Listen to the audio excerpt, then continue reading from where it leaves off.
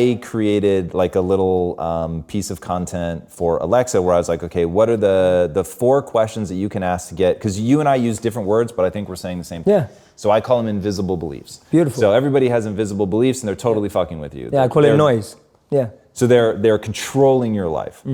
And the only way to get them to stop controlling your life is actually figure out what they are. And so I gave 4 questions that 2 of them I just straight stole from Albert Einstein. What are they? And it's the most important decision every person will make in their life is whether they live in a friendly or a hostile universe. So just make it a question, right? Do you live in a friendly or a hostile universe?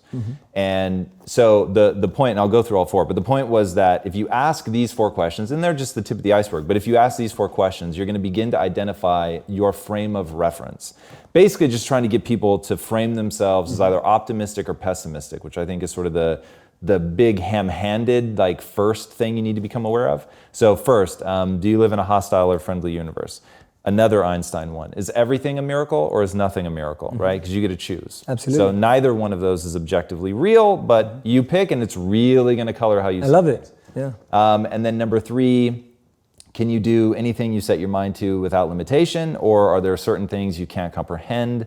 And then number 4, I'm forgetting right now, so I won't waste time because you get the... Yeah, I get it. I love them. They're brilliant. Brilliant questions. So what, like, they're woefully incomplete. So what could we add to that that would really bring this home for people? So if that gets them optimistic, pessimistic, what other, at a really high level, yeah, sure. what are other things that people could immediately switch, or in fact would immediately switch if they change, the people that they're hanging around. But like, let's really get real about what some of those things are. So optimism, pessimism, what else? So for me, there was 2 questions that I had to ask myself that really changed what I do. One of my big questions is, what advice would I give to my younger self?